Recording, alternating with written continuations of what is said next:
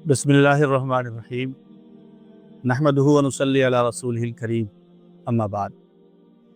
नाज़रीन किराम, हम पहले भी बता चुके हैं कि तफर्क़ेबाज़ी इस उम्मत के लिए इंतहाई नुकसानदेह है और अल्लाह और उसके रसूल की निगाह में ये बिल्कुल पसंदीदा चीज़ नहीं है।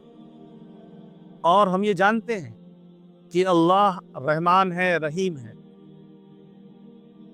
हम ये मानते हैं कि उसकी सिफ़त रहमत सिफ़त गज़ब पर गालिब है। अल्लाह सत्तारुल उयूब है, लोगों के तमाम उयूब को मग़फ़िर रखता है। गफ़्फ़ारुज़ ज़ुनूब है, गाफ़िरुज़ ज़ंब है, गुनाहों को माफ़ करता है।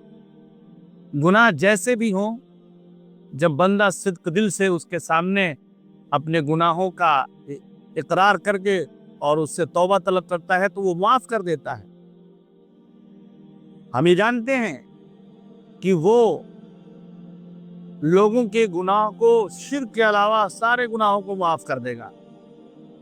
हम ये भी दावा करते हैं कि राई के दाने के बराबर भी जिसके अंदर ईमान रहेगा, उन सब को अल्लाह तबारक व तआला जहन्नम से निकाल कर जन्नत में ले जाएगा। इसके भी हम दावेदार हैं। अल्लाह की रहमत की वुसाअत इतनी ज़्यादा है कि वो दुनिया में काफिर, मुसलमान, मुशरिक, मुल्हिद, मुनकिर हर एक को खिलाता है, पिलाता है, उनको रिस्क देता है, उनके ऊपर अपनी नेमतों की बारिश करता है। तो खुदा तो ऐसा रहमान और रहीम है, ऐसा सत्तारुल उयूब है, गाफिरुज़ ज़ंब है, तव्वाबुर रहीम है। और हम ये भी कहते हैं कि हमारा जो पैगंबर है वो पैगंबर भी रहमतुल लिल आलमीन है। वो पैगंबर भी सबसे मोहब्बत करने वाला, शफ़क़त करने वाला, दुश्मनों को माफ़ कर देने वाला, हत्ता कि जब तक आयत मुनाफिकीन के बारे में आयत नाजिल नहीं हुई थी उससे पहले मुनाफिकीन के साथ भी हमदर्दी करने वाला, इतना हमारा शफीक और मेहरबान पैगंबर है। इन सब के दावेदार हैं हम। अल्लाह भी अपने बंदों को जन्नत की तरफ बुलाता है हिदायत के लिए। उसने कुरान को नाजिल किया, पैगंबरों को भेजा। पैगंबर भी अल्लाह ताला की तरफ बुलाते हैं, हिदायत की तरफ बुलाते हैं और उनके अंदर रहमत और शफ़क़त सबसे ज़्यादा है। शफ़ी हैं, हश्र के मैदान में मोमिनों की सिफारिश करेंगे, उन लोगों की सिफारिश करेंगे जो जहन्नम में जा चुके होंगे। तो हमारा खुदा ऐसा रहमान, ऐसा रहीम, हमारा पैगंबर रहमतुल लिल आलमीन, और किसी पैगंबर के मानने वाले, किसी खुदा के मानने वाले और उसी किताब के मानने वाले, कुरान के मानने वाले एक दूसरे को काफिर बना रहे हैं, एक दूसरे को मुशरिक बना रहे हैं, एक दूसरे को जहन्नम का हकदार बना रहे हैं। अल्लाह तो जहन्नम से बचाने का वादा करता है।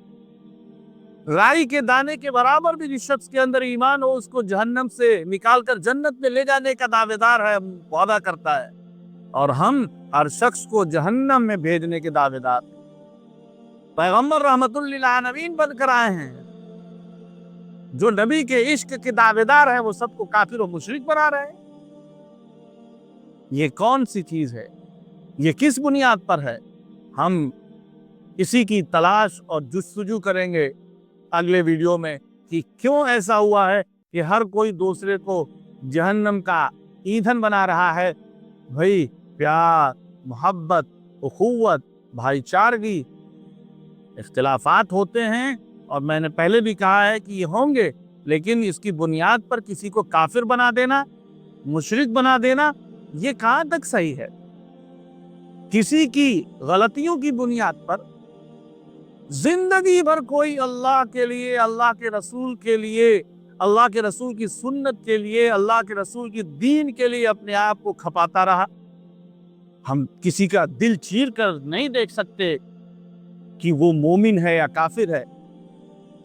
एक मर्तबा एक सरिया अल्लाह के रसूल सल्लल्लाहु अलैहि वसल्लम के हुक्म से कहीं जा रहा था और उस सरिये ने एक शख्स को पकड़ा और उसने अब इस्लाम जाहिर किया। اپنے آپ کو کہا کہ میں مسلمان ہوں، لیکن اس کے باوجود لوگوں نے قتل کر دیا ہے۔